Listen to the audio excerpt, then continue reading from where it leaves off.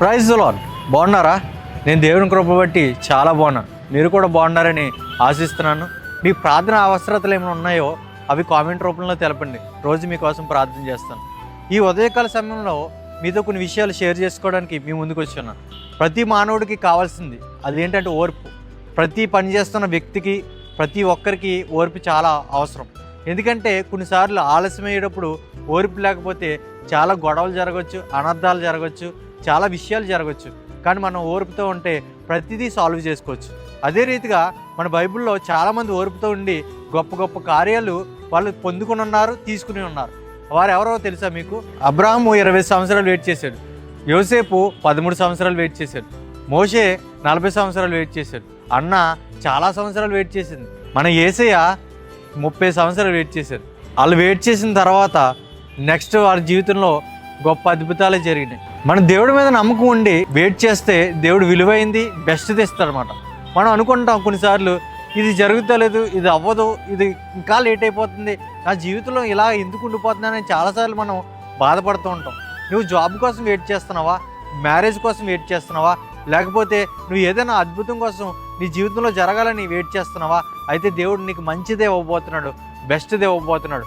దేవుడు ఈరోజు నీతో ఇలా సెలవిస్తున్నాడు, నేను తగిన కాలమున ఈ కార్యమును త్వరపెట్టేదనని సెలవిస్తున్నాడు. ఒక వ్యక్తి టిఫిన్ షాప్ దగ్గరికి వెళ్ళి దోశ ఆర్డర్ చేస్తాడు.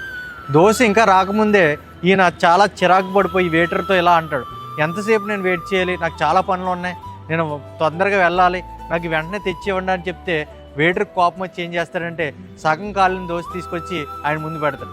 అది తినగానే ఆయన చాలా ఫీల్ అవుతాడు, ఇదేంటి నాకు ఎలాంటి దోశ తీసుకొచ్చి ఇచ్చావు, నేను చాలా డబ్బులు పెట్టి ఇచ్చాను కదా అని చెప్పి ఆయన మీద కసురుకున్నప్పుడు ఆయన ఎలా సెలవిస్తాడు, సార్ కొంచెం సేపు నాకు టైం ఇవ్వండి, నీకు అదిరిపోయే దోశ నేను తీసుకొచ్చి ఇస్తాను, మంచి టేస్ట్ మీకు కలుగుతుంది అని చెప్తే సరే అని చెప్పి వెళ్ళు తీసుకురా అని చెప్పి అంటాడు.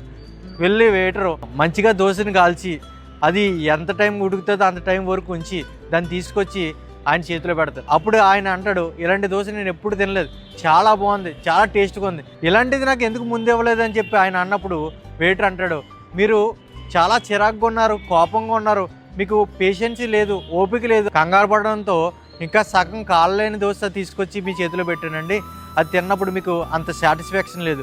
ఎప్పుడైతే మీరు వెయిట్ చేస్తారో ఆ దోశ పూర్తిగా కాలి మంచిగా సంపూర్ణంగా మీ చేతిలోకి వచ్చింది, దాన్ని మీరు తినగానే మీరు హ్యాపీగా ఫీల్ అయ్యారు.